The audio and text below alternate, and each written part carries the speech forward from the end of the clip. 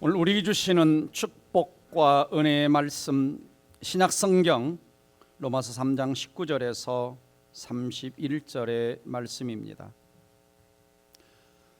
우리 함께 읽도록 하겠습니다. 시작. 우리가 알거니와 무릇 율법이 말하는 바는 율법 아래 있는 자들에게 말하는 것이 아니니 이는 모든 입을 막고 온 세상으로 하나님의 심판 아래에 있게 하려 함이라.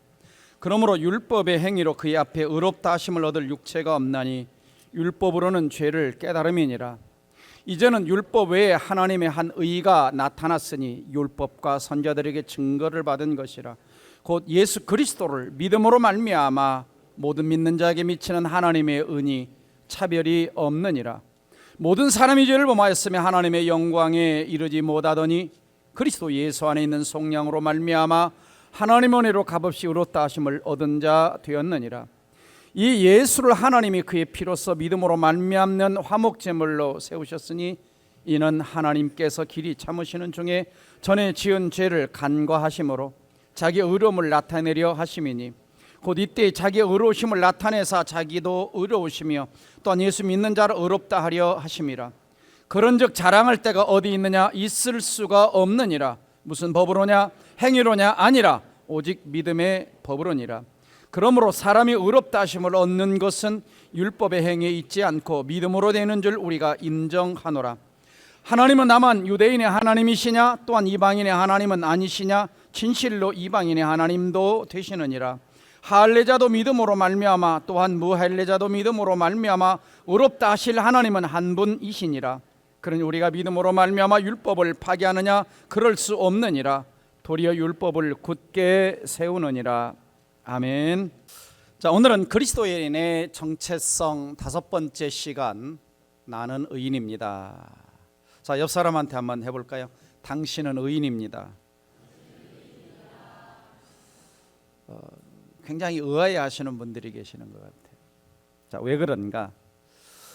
자, 존 뉴턴이 사과가 사과나무에서 떨어지는 것을 보고 만유인력의 법칙을 발견했다 그러죠. 만유인력, 중력의 원리입니다. 다시 말하면 이렇게 뛰는데 제가 이렇게 공중에 떠 있지 않고 땅으로 떨어지죠. 바닥으로 떨어지게 지구가 끌어당기는 힘이 있기 때문에, 중력이 있기 때문에 그렇다라고 하는 것이죠. 자, 인류는 오랫동안 이 사실을, 중력의 법칙이 있다는 사실을 알지 못하고 살아왔는데, 그래서 이 중력의 법칙, 만유인력의 법칙은 뉴턴이 만든 것이 아니라 이미 있던 것을 과학적인 사실들을 통해서 증명해 낸 것입니다. 마찬가지로 마틴 루터라는 종교 개혁자가 있습니다. 그는 깨달은 것이 로마서를 통해서 오직 의인은 믿음으로 말미암아 살리라는 그 진리를 깨닫고 종교 개혁을 일으킨 종교 개혁자가 되었습니다. 원래 그는 법학을 전공해서 이 법학자가 되고 싶었습니다. 어느 날 친구와 함께 길을 걸어가는데 갑자기 천둥이 치면서 번개, 벼락이 내리쳤습니다. 같이 걸어갔는데 친구는 그 벼락에 맞아 그 자리에서 즉사를 하고 말았습니다. 이 사실에 이 루터는 충격을 받은 겁니다. 도대체 인생은 죽은 후에 어떻게 되는가? 너무 충격을 받아서 모든 것을 공부하던 걸 접고 그 길로 어거스틴파 수도원에 들어갑니다. 그가 수도원에 들어간 이유는 어떤 신학 공부를 하기 위해서라기보다는 자기 영혼을 좀 구원해 봐야 되겠다, 자기 영혼에 좀 뭔가 평안과 자얌을 얻고자 수도원에 들어갔습니다. 근데 수도원에 있으면서 그 마음에는 평강이 없었어. 왜냐하면 수도원의 규율과 규칙과 가르침과 그것을 통해서 뭔가 내 자신이 자유와 평강과 좀 구원의 기쁨을 얻고자 했는데 그 규칙들은 자기를 더 올가매는, 그래서 늘 좌절하고 늘 기쁨이 없는 이러한 삶을 살았습니다. 그래서 그는 의롭게 살기 위해서 자기 옷 속에다가 머리카락도 넣어가지고 자기를 막 힘들게 만들기도 하고, 또 저 로마에 있는 갔을 때는 그 로마의 스칼라 산타 성당을 무릎으로 막 피가 나도록 기어오르면서 이렇게 하면 내가 좀 구원의 기쁨과 자유를 누릴 수 있을까 고행과 수많은 노력을 했지만 여전히 좌절했습니다. 평안을 찾을 수 없었어요. 어느 날 수도원의 총대리였던 스타피우츠라고 하는 분이 루터에게 이러한 놀라운 이야기를 해줍니다. 루터의 이렇게 늘 고통스러워하는 죄책감 속에서 사는 모습을 보면서 이런 이야기를 해주죠. 왜 이런 고통스러운 생각과 행동으로 자신을 괴롭히는가? 예수 그리스도의 상처를 바라보게나, 자네를 위해서 흘리신 예수의 피를 보게나. 하나님의 은혜는 거기서 나타난다네. 죄 문제를 스스로 괴롭히지 말고 구주의 팔에 내맡기라고. 그분의 의로운 생명으로 속죄를 이루는 것을 의지하란 말이야. 이렇게 이제 이야기를 해줍니다. 충격을 받았어요. 어떻게 수도원 원장님이, 이 수도원 총대리님이 이런 이야기를 할까? 도대체 그런 이야기를 어디서 읽을 수 있습니까? 그러니까 하나님 말씀 성경 속에 있다네라고 이야기를 해줍니다. 그동안 루터가 가르침을 받았던 것은 뭐냐면 늘 교리를 배웠던 것이죠. 성경을 읽는 것이 아니라. 그래서 성경을 연구하기 시작을 했습니다. 사실 루터는 대학에서 성경 강의를 하기도 했지만 진리를 발견하지 못했었죠. 그러다가 그는 집중적으로 로마서를 연구하고 공부하면서 로마서 1장 17절의 말씀, 오직 의인은 믿음으로 말미암아 살리라. 오직 의인은 믿음으로 말미암아 살리라. 내가 의인이 되는 것, 믿음으로 되는 것이네. 행위로 되는 것이 아니네. 내가 스칼라 상당을 무릎이 피가 나도록 올라가는 것이 아니라, 내가 옷 속에 고행을 머리카락을 넣어서 고행하는 것이 아니라, 내가 어떤 율법을 지켜서 구원받는 것이 아니라, 의인은 믿음으로 말미암아 산다는 그 말씀이 선강처럼 확 하고 가슴으로 들어옵니다. 그동안 이 캐토릭의 교리의 틀 속에 갇혀 있느라고 이 말씀을 보지 못했던 것이죠. 이 말씀을 받아들이고 난 다음부터 그 마음속에 쌓였던 무거운 이러한 죄짐들이 다 내려지고, 그 마음에 자유가 찾아오고 기쁨이 찾아오고 평강이 찾아오고, 내가 의인이 되는 것은 오직 예수 그리스도를 믿고 의지하는 것밖에 없구나라고 하는 사실을 깨달은 겁니다. 진리를 깨달은 루터는 1517년 10월 30일 면죄부를 통해 구원을 얻을 수 없다는 것과, 또 캐토릭의 잘못된 95개의 반박문을 저문 비텐베르크 성당입니다. 비텐베르크 성당 앞에다 붙이게 됩니다. 지금도 가면은 독일에 가면은 비텐베르크 이게 성당에 좀 사진에 자세하게 안 나왔는데 95개 조항이 여기 있습니다. 95개 조항이. 제가 직접 가서 본 적이 있는데요. 자, 이것이 이제 종교 개혁의 도화선이 된 겁니다. 원래는 루터는 종교 개혁을 일으키고 싶은 마음이 없었어요. 그냥 성경적으로 잘못된 것을, 또 캐토릭에서 진행해 왔던 그때는 뭐 기독교의 줄기라고 할 수가 있는 잘못된 95개의 조항을 여기다가 반박을 한 겁니다. 이게 성경적으로 잘못됐다. 그래서 사실은 루터를 여러 번 죽이려고 했었죠, 사실은. 자, 루터는 이렇게 이야기를 합니다. 칭의 신조 교리를 잃어버리면 모든 기독교 교리들을 동시에 잃어버리게 된다. 칭의입니다. 칭의 신조만이 주님의 교회를 낳고 양육하고 세우고 보존하고 방어한다 그랬어요. 칭의, 믿음으로 구원받는 교리가 얼마나 중요한가. 이것 때문에 교회가 서기도 하고 무너지기도 한다는 것입니다. 자, 그러면 성경적으로 의인이란 어떤 사람을 말하는가? 구약에서 보면은 노아나 아브라함이나 또 욥이나 의인 이런 표현을 갖다 붙입니다. 그래서 이 구약적 개념 속에서는 상대적으로 하나님 말씀에 잘 순종했던 사람들을 의인이다 이렇게 부르기도 하죠. 그래서 시편과 잠언에 보면은 의인의 길은 여호와께서 인정하시나 죄인의 길은 망하리로다 이렇게 나오는 것을 볼 수가 있습니다. 신학적 개념에 오면은 의인이 어떤 사람이냐? 아까 나왔죠. 로마서 1장 10절에 오직 의인은 믿음으로. 믿는다는 건 복음을 믿는 거죠. 복음은 뭐냐? 예수입니다. 그러니까 복음을 믿고 예수를 구원자와 주님으로 믿는 사람을 뭐냐? 의인이다라고 이렇게 성경이 부르고 있습니다. 그래서 복음을 믿고 예수를 믿는 사람을 하나님이 의롭다고 선언을 해 주시는. 자, 물어보겠습니다. 자, 여러분 예수님을 구원자와 주님으로 믿습니까? 그럼 여러분은 뭐요? 의인입니다. 의인입니다. 성경적 의인이죠. 자, 원래 인간은 의인이 아니었습니다. 그리고 이 땅에는 절대적인 죄가 없는 의인은 아무도 없죠. 예수 외에는 아무도 없습니다. 그래서 로마서 3장 10절 11절 같이 읽습니다. 시작. 기록된 바 의인은 없나니 하나도 없으며 깨닫는 자도 없고 하나님을 찾는 자도 없다. 의인은 하나도 없다. 오늘 읽었던 로마서 3장 23절에서도 모든 사람이 죄를 범하였음에, 모든 사람의 죄를 범하였음에, 그 모든 사람 속에 여러분 들어가요, 안 들어가요? 들어갑니다. 그러니까 너도 죄인 나도 죄인 우리 모두 죄인이라는 거예요. 인간은 다 부패했다라고 하는 것입니다. 그래서 성경은 부패한 인간의 죄성을 이렇게 설명하고 있습니다. 로마서 3장 13절 보시면 그들의 목구멍은 열린 무덤이요 그들의 혈에는 소금을 일삼으며 그 입술에는 독사의 독이 있고 입에는 저주와 악독이 가득하고 발은 피를 흘리는 데 빠르고 파멸과 고생의 그 길에 있고 평강이를 알지 못하였고 그들의 눈앞에 하나님을 두려움이 없다. 자, 이게 뭐냐? 이게 인간의 죄인된 인간의 실상입니다. 하나님을 떠난 인간의 모습이죠. 어떤 면에 저와 여러분도 예수를 만나기 전에 우리의 모습이 저런 존재였습니다. 우리가 겉으로 꽤 괜찮은 옷을 입고 얼굴에 메이크업을 하고 다 화장을 하고 다녀도 우리 속은 뭐냐? 서머셋 모음이 이야기한 것처럼 우리 속은 아주 이 썩은 구렁텅이 같은 썩은 쓰레기통 같은 것이 인간의 모습이다라고. 이게 인간 존재입니다. 인간 존재. 그래서 중요한 것은 뭐냐? 이 인간은, 이 죄인된 인간은 죄의 문제를 자기 스스로 해결할 수 없다는 데 문제가 있는 것입니다. 스스로 의인이 될 수가 없어요. 죄가 없는 누군가가 와서 내 죄의 문제를 해결해 줘야 됩니다.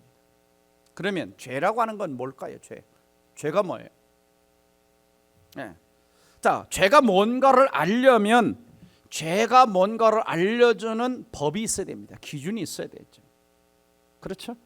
법이 없으면 죄가 성립되지 않습니다. 그래서 오늘 본문 3장 20절 보면 율법으로는 죄를 깨달음이라 그랬어요. 율법으로는 죄가 뭔지 안다라고 하는 겁니다. 로마서 7장 7절에서 율법으로 말미암지 않고는 내가 죄를 알지 못하였으니 곧 율법이 탐내지 말라 하지 아니했다라면 내가 탐심을 알지 못하였으라. 율법에서 탐심을 갖지 내지 말라, 거짓 증거하지 말라, 살인하지 말라, 도둑질하지 말라. 율법이 이야기하고 있으니까 이것이 도둑질하는 게 죄고 거짓말하는 게 죄고 살인이 죄고 간음이 죄라고 하는 걸 인간이 아는 것입니다. 아는 거예요.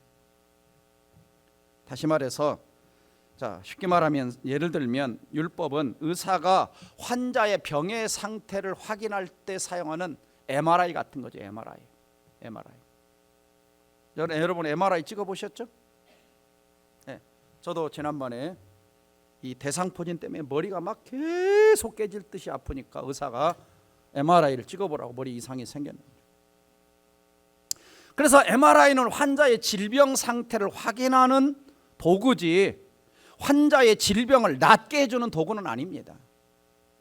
MRI를 아무리 여러 번 찍어도 병이 낫는 것은 아니죠. 진단만 하는 것입니다. 어디에 이상이 있다, 어디 뼈가 튀어나왔다, 어디 디스크가 생겨났다, 목이 터졌다, 이렇게 아는 겁니다. 아는 거예요. 근데 이것도 의사들이, 어떤 사람들은 MRI를 봐도 잘 진단을 못하는 의사들도 있어요. 왜냐하면 제가 목 디스크가 터졌을 때에 갔더니 목 디스크 터졌다고 얘기 안 해주는 거예요. 근데 어느 한 군데 갔더니 목 디스크가 터졌대요. 그래서 손에 넣는 병 왔더니 목 디스크가 터졌기 때문에 이것은 이 수술하지 않으면 안 낫는데요. 근데 또 다른 병원을 갔더니 MR을 보면서 저한테 그러시더라고요. 목사님이 이것은 터졌지만 수술을 안 해도 낫는 겁니다. 또 그래요. 그분의 이름이 뭐니까 보니까 또 정기야, 정기. 최정기. 그래가지고 터졌지만 몇 군데에서는 800만 원 가지고 와서 수술 받으세요 그러더라고요. 근데 그 정기라는 의사는 MRI를 딱 보시더니 집에 가서 쉬시면 한 1, 2주 있으면 들어갈 겁니다. 또 정확하게 보면서 진단을 해주시는 거예요. 제가 몇 년 전에 또 이 이석증 앓은 거 아시잖아요. 이석증. 주일날 설교를 끝나고 집에 갔는데 갑자기 막 천장이 사정없이 막 돌아가면서 그 다음에 토하기 시작하는데 막 내 속에 있는 거 다 나올 때까지 막 토하는 거예요. 처음 겪는 것이라 몰라서 이제 분당 서울대병원 응급실에 갔는데 링기리 하나 딱 맞춰놓고 빨리 이렇게 치료를 해주면 되는데 12월 달 추운 복도에서 6시간 이렇게 쫄걸. 근데 한 12시쯤 되니까 어디 막 가서 막 검사하다. 이석증 같기는 한데 뭐 이러고는 그냥 또 다시 오래. 일주일 만에 또 다시 가고 일주일 만에 또 다시 가고 일주일 만에 또 계속 검사하는 거야. 막 이렇게 비디오 안진 검사, 여기다 물러가지고 무슨 검사, 그 다음에 서가지고 뭐 평형 잡는 뭐 전정 기능 검사. 그러더니 한 달 지나니까 이석증입니다. 그러더니 그렇게 하더니 됐대요. 처음부터 그렇게 해주지 좀. 정확한 진단을 위해서 계속적으로 검사를 하는 거죠. 그래서 우리가 죄인이냐 아니냐 율법을 갖다 딱 대면은, 십계명을 갖다 딱 대보면 내가 죄인이다 아니다 나오는 거죠. 뭐 성경을 보면은 635개의 율법이 있는데 이 법이 있어요. 하라 하지 말라. 근데 그것을 딱 갖다 대면 여러분 몇 개쯤 걸릴 것 같습니까? 너무 많으니까 다 떼버리고 그냥 십계명 10가지만 갖다 대면 여러분 나는 의인입니다. 나는 죄가 없습니다. 이렇게 말할 사람이 있습니까? 아무도 없죠. 다 걸립니다. 내 부모를 공경하라. 공경 100% 하셨어요?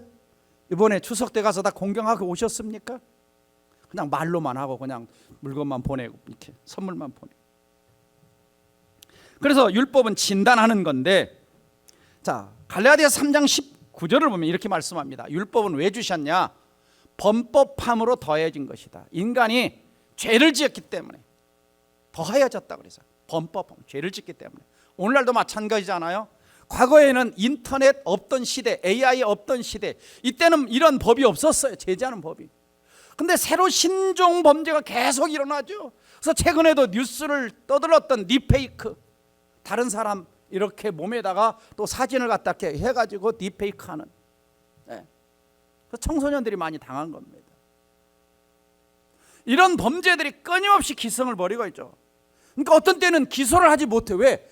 아직 그런 법이 안 만들어요. 그러니까 국회에서는 계속해서 입법이 올라가는 겁니다. 새로운 법들이 올라가는 겁니다. 범법함으로 법이 더하여진 것이라 라고 얘기를 하죠. 그래서 율법은 죄를 진단하는. 근데 율법의 문제는 뭐냐? 진단은 하는데 치료는 못하는 거예요. 그래서 진단을 어떻게 하냐? 로마서 6장 23절에서 죄의 삭은 사망이야. 너 죄 졌으니까 죽어야 돼. 진단을 하는데 살려내지는 못해요. 치료하지는 못해요. 그래서 결국 죄라고 하는 것은 인간을 어디로 가느냐? 죽음으로, 지옥의 멸망으로 끌고 가는 겁니다. 근데 문제는 인간이 이 죄 문제를 해결할 수 없다는 거예요. 그래서 이 땅에 사는 인간은 역사를 내려오면서 인간이 고통스러운 죄 문제를 해결하기 위하여 여러 가지 행동들을 취합니다. 마틴 루터처럼 고행을 하기도 하고요. 또 어떤 사람은 내가 산속에 들어가서 사람들하고 접촉 안 하면 좀 죄를 덜 짓고 살까? 여러 가지 방법을 취하죠. 전에도 한번 말씀드렸지만 영화 미션이라고 하는 이 영화를 보면은 약간 이제 캐토릭적인 바탕을 좀 가지고 있습니다. 자, 동생을 죽인 형이 나옵니다. 동생을 죽인 형이 깊은 죄책감에 빠져서 집에서 나오지 않습니다. 집안에 처박혀서 삶을 포기하고 자포자기하게 살아가는데 어느 날 신부가 찾아오죠. 그리고 이제 이 사람을 데리고 폭포가 있는 곳으로 데리고 갑니다. 영화에서 찍은 저 폭포는 아르헨티나, 브라질, 페루 사이에 있는 이 파라과이 사이에 있는 이과수 폭포입니다. 이과수 폭포. 그래가지고 이 그물망을 등에다 딱 짊어줍니다. 거기다 쇠 조각, 철, 이렇게 깡도 이런 것들 다 쇠 조각 짊어지고 올라가라고. 그래서 막 폭포를 타고 올라갑니다. 폭포를 다 올라갔을 때 신부가 칼을 가지고 와서 그 무거운 짐을 끈을 잘라줍니다. 그럼 이렇게 선포하죠. 이제 당신의 모든 죄는 없어졌습니다. 아마 이걸 이대로 믿은 사람들이 많았다면 이가서 폭포 갈 때마다 깡통 짊어지고 올라가는 사람이 많을 텐데 제가 이가수 저 폭포를 3번 가봤는데 한 번도 그런 사람 못 만나봤어요.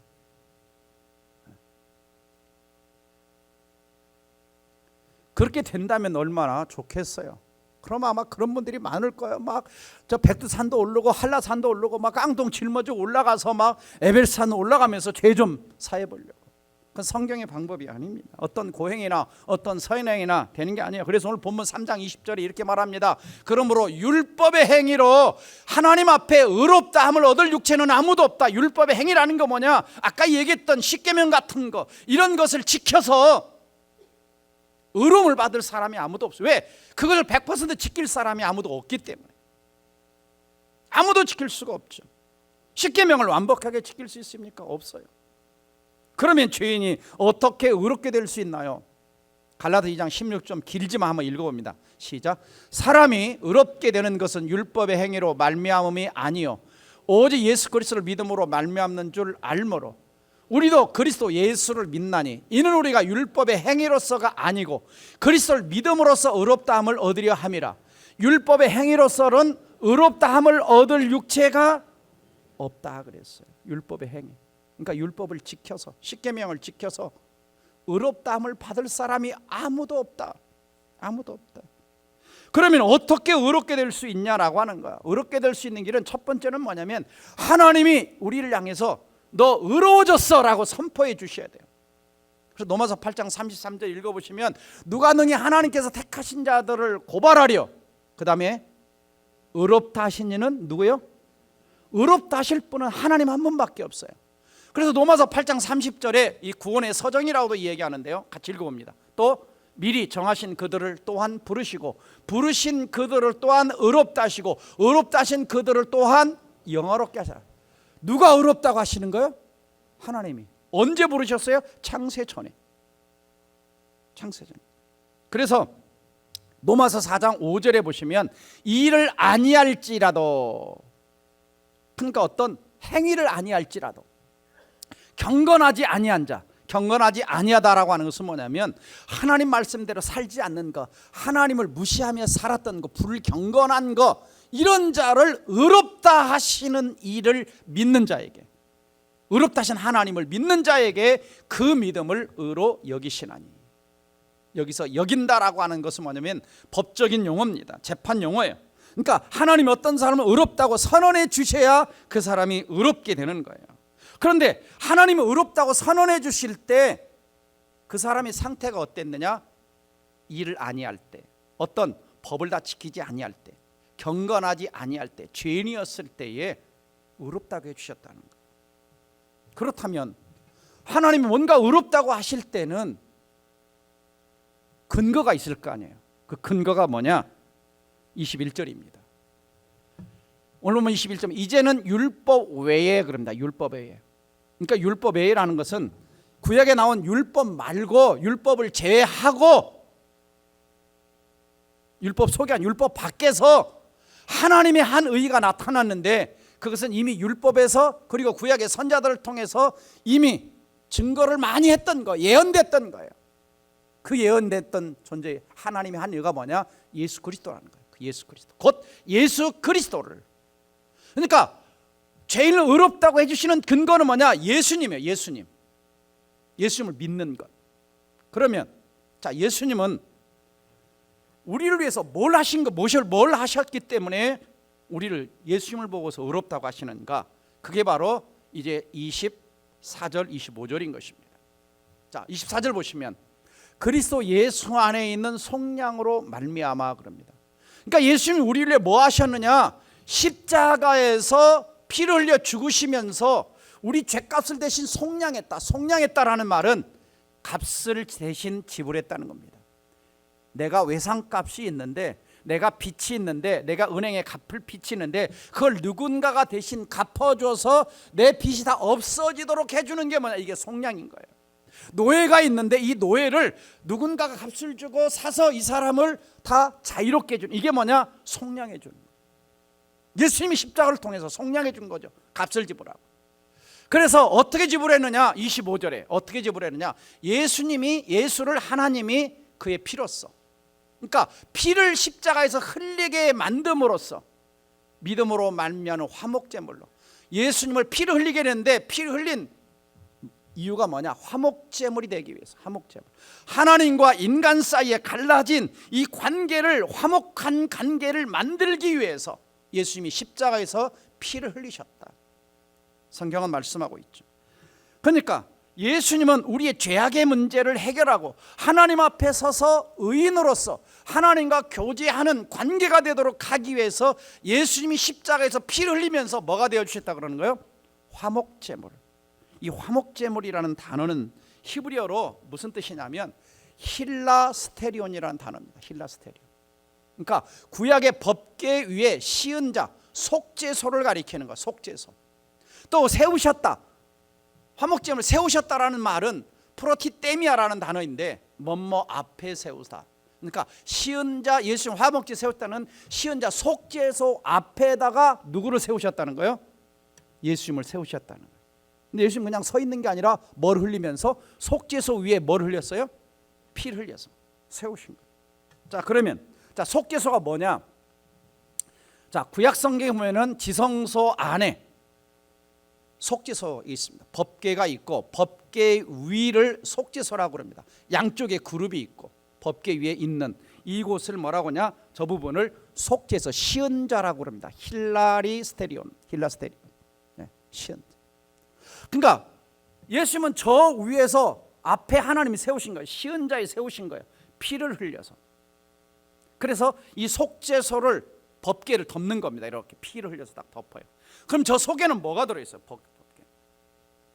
저 속에는 뭐가 들어있습니까? 법궤 안에는 아론의 쌍난 지팡이하고 두 번째 모세가 받은 십계명 돌판하고 만나 항아리가 있습니다.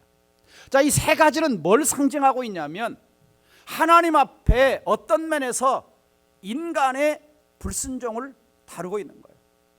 그러니까 아론의 쌍난 지팡이는 인간의 불신앙들, 믿지 못하는 마음들. 근데 하나님은 아무리 마른 막대기 같은 곳에서도 뭐가 나게 할 수 있어요? 싹이 나게 하실 수가 있어요. 아무리 허물과 죄로 죽은 영혼도 하나님 뭡니까? 살려낼 수 있어요. 어떻게 살려내느냐? 법궤 위에 뭐가 뿌려져요? 피가 뿌려지면서 속죄가 되는 것처럼 예수의 피가 뿌려질 때 죽은 영혼이 살아나는 거예요. 십계명도 돌판도 뭡니까? 인간은 지킬 수 있어요? 없어요? 없어요. 근데 예수님이 대신 뭐 하십니까? 그 율법을 다 지켜내시죠. 그래서 우리를 살려내시는 거예요. 또 만나 항아리는 뭐예요? 이스라엘 백성들은 광야에서 하나님이 만나와 메추라기 내려주셨는데 자꾸 그걸로 만족하지 못하고 자꾸 뭐라 그래요? 우리가 애굽에 있을 때는 부추도 먹고 양파도 먹고 자꾸 다른 걸 통해서 뭔가 만족을 찾으려고. 그러니까 이 세 가지는 뭐냐면 인간의 불신앙, 하나님을 믿지 못하는 인간의 무지, 불가능, 이걸 법궤 뚜껑이 딱 덮고 있어요. 법궤 뚜껑. 근데 그 위에 뭐가 부어지는 거예요? 피가 부어지는 거. 그래서 1년에 한 번씩 제사장은 지성소에 들어가서 법궤에 희생제물에 피를 뿌려가지고 인간의 죄를 속하는 것처럼 신약시대에 와서 예수님 뭐가 된 거예요? 화목제물, 어린 양 화목제물이 되어서 우리 대신 피를 흘림으로 말미암아 우리 인간의 불가능한 걸 덮어주시는 겁니다. 그래서 우리가 아론의 쌍난 지팡이처럼 우리가 뭐 하는 거예요? 살아나는 거예요. 살아나는 거예요. 이해가 좀 되십니까? 이런 교리 설교는 좀 딱딱해요. 좀 딱딱해. 그래서 성경 구절을 많이 인용을 하는 겁니다. 자, 그러면 예수님 왜 피를 흘리셔야 되느냐? 자, 히브리서 9장 22절 보면 율법을 따라 거의 모든 물건이 피로서 정결하게 되나니 그랬어요. 구약시대 지성소에 모든 기구들은 피를 뿌립니다.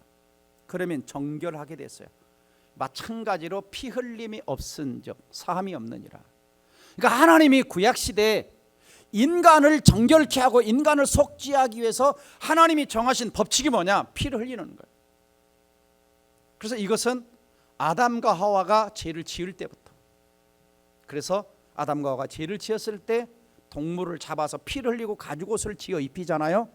바로 여기서부터 메시아가 상징되어 나오는 겁니다. 하나님 만드신 거, 하나님 법칙이에요. 피를 흘려야. 그래서 예수님께서는 십자가에서 고난을 당하시고 고통을 당하시고 피를 흘리고 죽으시는 겁니다. 누구 대신? 우리 대신 뭐가 돼요? 화목제물이 돼요. 하나님과 우리 사이를 화목하게 만드시고, 그래서 십자가의 대속의 죽음을 죽으신 겁니다. 그 결과로 우리에게 어떤 일들이 일어나느냐, 26절입니다. 같이 읽어볼까요? 곧 이때에 자기의 의로우심을 나타내사 자기도 의로우시며 또한 예수 믿는 자를 의롭다.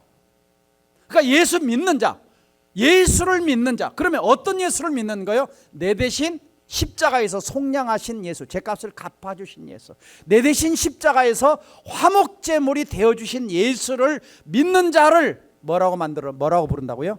의롭다, 의인이다, 네 죄가 용서되었다, 내 죄가 없어졌다 라고 해주시는 겁니다. 죄가 없어졌다, 의롭다고 선언해 주시는 거예요. 그래서 하나님의 의가 내 것이 되는 것은 어떻게 되느냐? 믿는 거예요. 믿는 거. 그래서 22절 다시 보시면 예수 그리스도를 믿음으로 말미암아 그러죠. 어떤 예수를? 나를 위해 속량하신 예수를 믿는 자에게 미치는 하나님의 은이, 하나님의 의가 미치게 되면 우리에게 오는 거예요. 차별이 없다 그랬어요. 그러니까 남녀노소 누구나 믿으면 의로운 자가 될 수가 있다는 겁니다. 의인이 될 수 있다는 거예요. 24절 그리스도 예수 안에는 속량으로 말미암아 하나님의 은혜로 값없이 의롭다 하심을 얻은 자. 하나님의 은혜로. 그러니까 내가 값을 하나도 지불하지 않고 하나님의 은혜로 값없이 의인이 되었다, 의롭다 하심을 얻었다는 겁니다. 원래 이 부분에서 우리 입에서 아멘 해야 되는데 아직도 내 속에 죄가 너무 많은데 이게 죄가 어떻게 사라지지? 고민하느라고 이게 아멘이 잘 안 나와. 말씀을 보고 십자가를 보는 게 아니라 뭘 보고 있느라고? 내 자신을 보고 있고 내 자신의 죄악상을 보느라고. 믿음으로 의롭담을 얻었느니라 하면은 아멘 해야 되는데 잘 안 나오는 거예요. 그 정도 아멘 해가지고 뭐 천국까지 들리겠어요? 그래서 하나님이 선언해 주시는 거예요. 그래서 고린도전서 6장 11절 보시면 너희 중에 이와 같은 자들이 있더니 그럽니다. 죄 속에서 살았던 자들이 있더니 주 예수 그리스도 이름과 우리 하나님의 성령 안에서 씻음과 거룩함과 의롭다 하심을 뭐 했다? 받았다 그랬어요. 나중에 천국 들어가서 그때 가서 우리가 죄 용서를 받는 것이 아니라 이미 예수를 믿을 때 의롭다 하심을 뭐 했다? 받았다는 겁니다. 과거 시대예요. 의인이 되었다는 겁니다. 이 아이러니죠. 아직도 내가 겉으로 보면 죄인인데 하나님은 나를 볼 때 뭐 하는 거예요? 의롭다고 해주시는 거예요. 그래서 이 의롭다함을 받는 데는 두 가지 요소가 있는데 하나는 뭐냐면 소극적인 요소로 죄사함을 받았다는 거예요. 죄사함. 그래서 의롭다 할 때 뭘 근거로 죄를 용서해 주는 거예요? 예수님이 십자가에서 속량하셨기 때문에 화목제물이 되셨기 때문에 우리 죄를 사해 주시는 거예요. 용서해 주시는 거예요.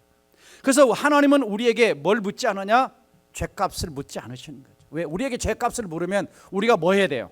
죄의 값은 사망이요. 내가 죽어야 되는 거예요. 끝나버리잖아요. 그러니까 내게 묻지 않는 거예요. 죄값을. 죄사함. 네.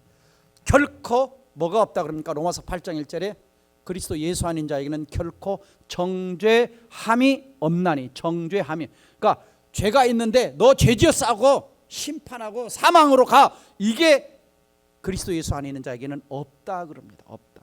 또 적극적인 요소는 뭐냐? 예수님이 십자가를 통해서 이루어놓은 하나님의 의, 그리스도의 의를 우리에게 뭐 하는 거예요? 전가해 주시는 거예요. 다시 말하면 예수 그리스도의 의의 옷을 나에게 입혀주시는 거예요. 이것을 요한계시록에 가면 무슨 옷 입은 자라 그래요? 흰 옷 입은 자라 그러는 거예요. 흰 옷 입은 자. 그래서 하나님이 이 자리는 저와 여러분을 보실 때 여러분 이렇게 그냥 보시는 게 아니에요. 생얼로 보는 게 아니에요. 생얼로 보면 우리 어떻게 돼요? 죽어요. 다 하나님 우리 보실 때 뭘 보는 거예요? 예수 피 묻은 옷을 보시는 거예요. 예수의 보혈로 덮여진 우리를 보시는 겁니다. 그래서 우리도 하나님 앞에 나갈 때 누구를 통해서 나가요? 예수님의 이름으로 기도합니다. 굉장히 중요한 거 이게. 이 복음의 진리를 알면.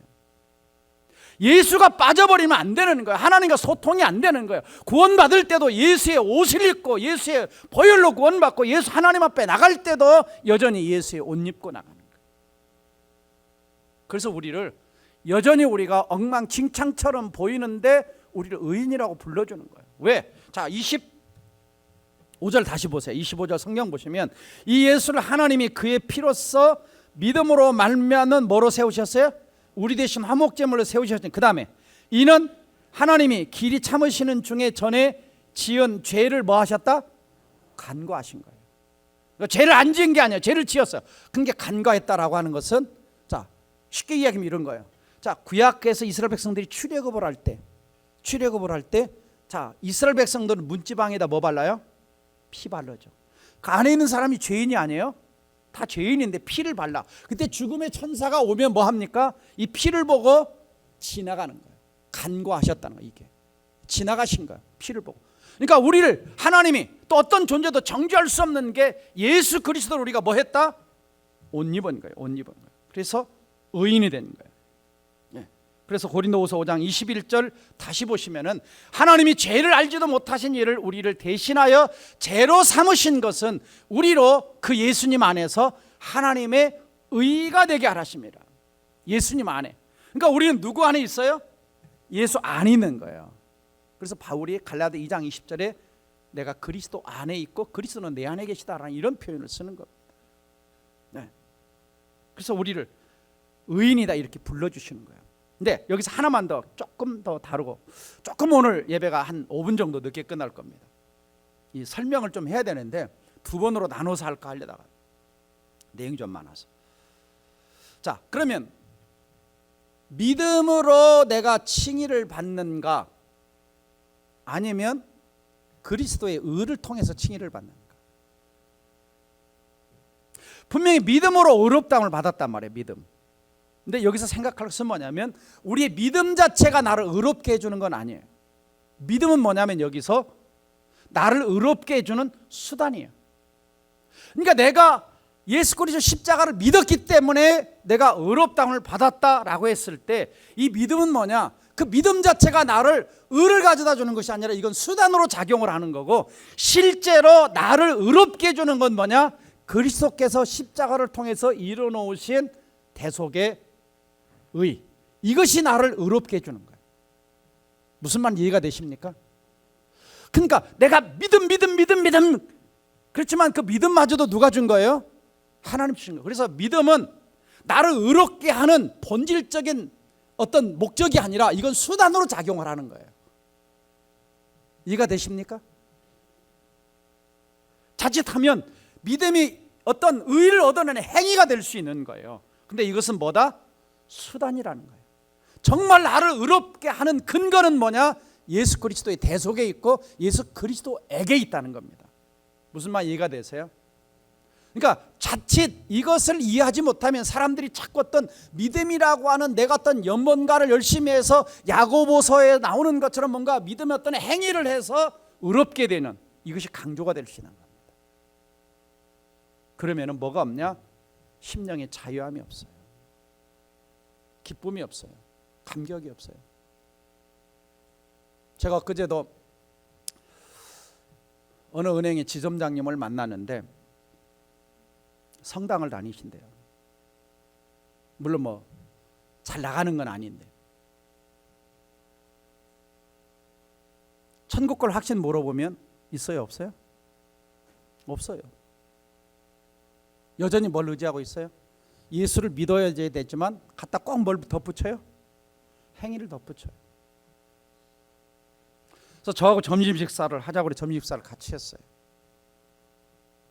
이유인즉슨 자기 아들이 며칠 전에 군대를 갔는데 여자친구를 사귀다 갔대. 근데 여자친구가 하나님의 교회를 열심히 다닌대. 그래서 하나님의 교회 자기가 이단이라고 들었는데 제가 자세하게 설명을 해줬죠. 그리고 캐토릭의 교리에 대해서도 어떻게 구원받는가에 대해서도. 그래서 제가 오늘 설교를 꼭 좀 들어보라고 했는데 들을지 모르겠어요.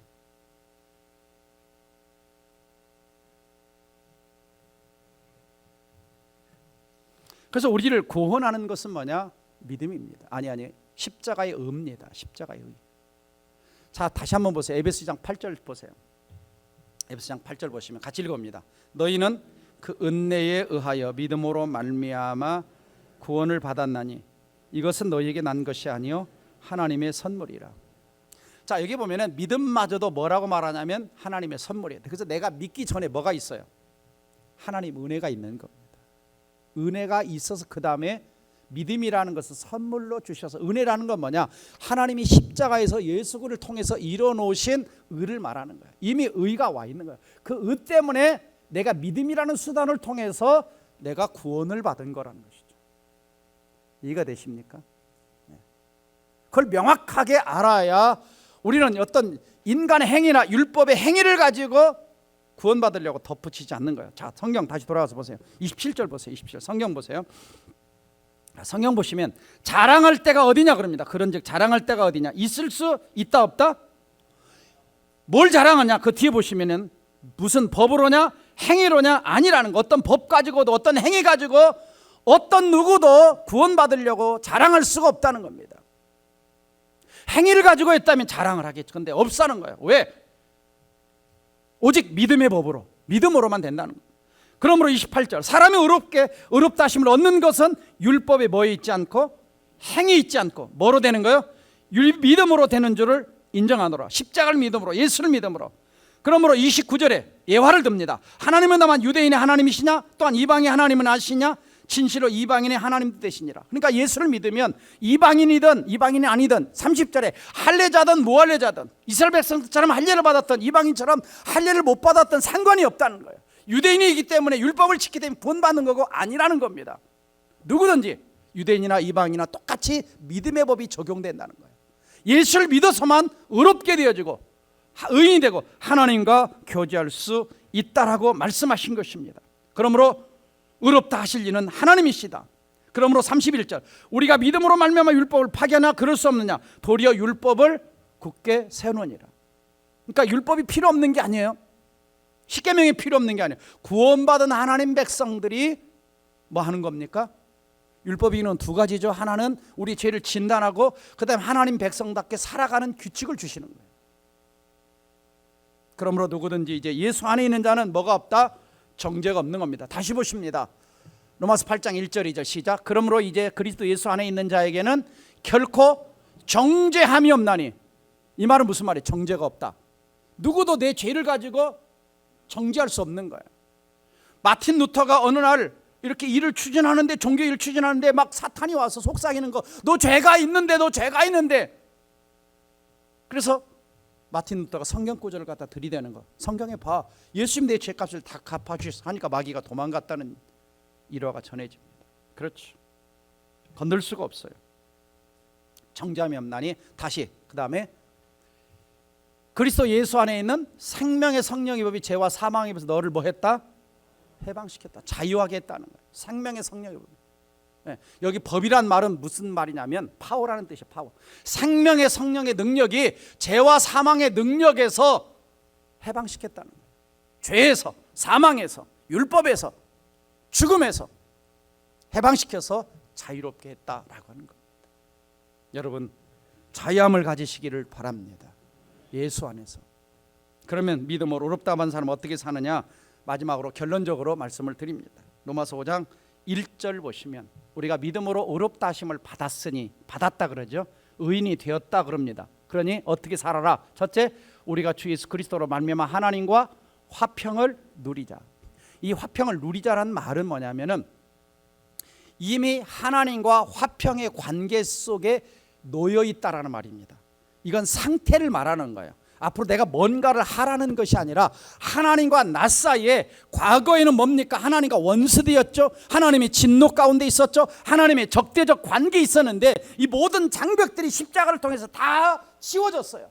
그래서 하나님과 나 사이는 이제는 뭐냐? 언제든지 하나님을 만날 수 있는 화평의 관계가 되어 있다라고 하는 겁니다. 용서함을 받았다, 죄사함을 받았다, 언제든지 하나님 앞에 나가서 이야기할 수 있고 대화할 수 있고 기도할 수 있는 하나님과 화평의 관계가 되었다. 그걸 누리며 살아라는 겁니다. 하나님 앞에 나갈 때 아이고 무서워 두려워 하지 말고 이 죄값이 처벌됐으니까, 하나님이 진노가 물러갔으니까, 심판이 물러갔으니까. 그래서 19절에 이렇게 말하는 거예요. 우리가 알거니와 무릇 율법이 말하는 다는 율법 아래 있는 자들에게 말하는 것이니 이는 모든 율법 받고 온 세상으로 하나님이 심판 아래 있게 하려 함이라. 율법 아래 있는 자는 여전히 뭐 아래 있어요? 하나님이 심판 아래 있어요. 그러나 우리는 율법 아래 있지 않고 은혜 아래 있어요. 우리는 생명의 성령의 법 아래 있어요. 그래서 심판이 없는 거예요. 하나님과 화평의 관계에 있는 겁니다. 그 다음에 두 번째는 보시면은, 자, 또한 그리고 그로 말미암아, 예수로 말미암아 우리가 믿음으로 서 있는 이 은혜에 들어감을 얻었으며, 그러니까 아까는 화평은 이미 과거형이에요. 과거형. 과거면서 진행형입니다. 과거 이미 해결됐어요. 십자가에서 해결됐어요. 그리고 이 은혜에 들어갔다는 건 현재형입니다. 지금 우리는 하나님의 은혜가 나를 둘러싸고 살고 있는 거예요. 전에 말씀드렸죠. 하나님의 친백성이라고 말씀드렸잖아요. 나는 하나님 친백, 하나님이 울타리를 치고 우리를 보호하고 있는 거. 그러니까 저 예수 믿는 저와 여러분은 어느 속에 사느냐? 은혜 속에 사는 거예요. 율법 아래 사는 것이 아니라 은혜 아래 사는 겁니다. 누구도 우리를 정죄하지 못해. 우리 하나님과 친밀한 관계 속에서 하나님 앞에 나갈 때 얼마든지 내 허물과 실수가 있어도 은혜 보좌 앞에 담대히 나갈 수 있음을 믿으시기 바랍니다. 은혜 아래 사는 것, 신앙생활은 정죄가 아닙니다. 그래서 신앙생활 얼굴 찌푸리고 하는 게 아닙니다. 마지막 세 번째는 뭐냐? 미래형이에요. 하나님의 영광을 바라고 즐거워하느냐, 미래형입니다. 천국에 대한 소망을 지금 끌어다가 내가 즐거워하면서 힘들고 어려워도 그걸 기뻐하면서 사는 것이 신앙생활이다. 이게 의인의 삶이다라고 하는 것입니다. 그래서 6장 13절, 로마서 6장 13절 보시면, 그러므로 너희 시체를 불의의 병기로 죄에게 내주지 말고 너희 자신을 죽은 자 가운데 살아난 예수 그리스도 같이 하나님께 드리며 너희 시체를, 너희 육신과 삶을 의의 무기로 하나님께 뭐 하라? 드리라는 거죠. 더 나가서 로마서 12장 1절 다 찍습니다. 그러므로 형제들아, 내가 하나님의 모든 자비하심으로 너희를 권하노니 너희 몸을 하나님이 기뻐한 거룩한 산 제물로 드리라. 이는 너희가 드릴 영적 예배니라. 그러니까 그러므로란 말은 뭐냐면, 로마서 1장에서 11절까지 복음을 통해서 죄인된 우리, 소망 없는 우리를 구원해 주셨기 때문에, 하나님 백성 삼아 주셨기 때문에, 천국 백성 삼아 주셨기 때문에, 그러므로 너희는 이제는 너희 몸을 하나님 기뻐하시는 거룩한 산채물로 드리는 것이 구원받은 하나님 백성의 삶이다라고 하는 거예요. 그래서 구원파처럼 구원받은 후에 아무렇게 살아도 된다는 게 아닙니다. 구원받은 자답게 사는 것이 크리스찬의 삶인 줄 믿습니다. 이현시 씨 마지막 얘기만 하고 마치겠습니다.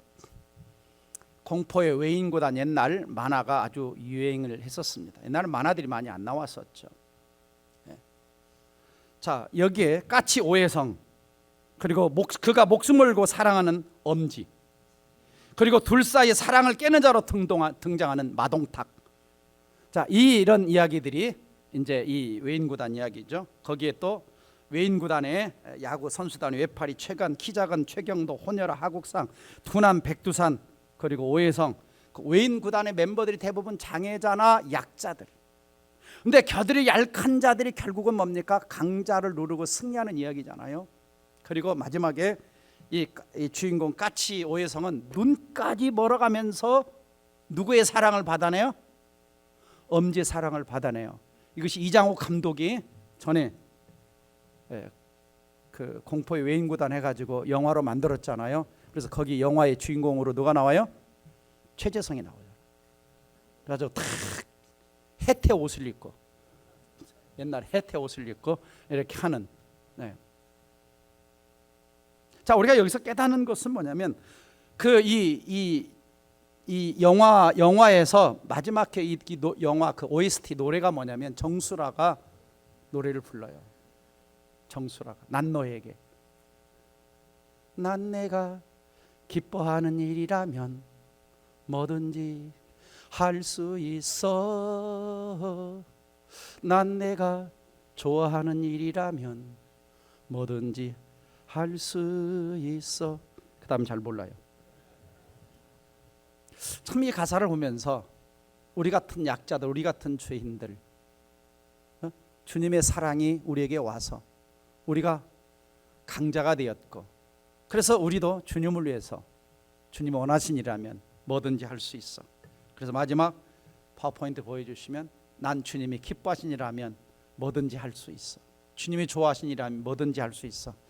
이것이 구원받은 우리 자신의 고백이 되기를 주 이름으로 축원합니다. 기도합시다. 사랑하는 여러분, 내가 의인이 되었다는 것은 천지개벽보다 더 엄청난 일입니다.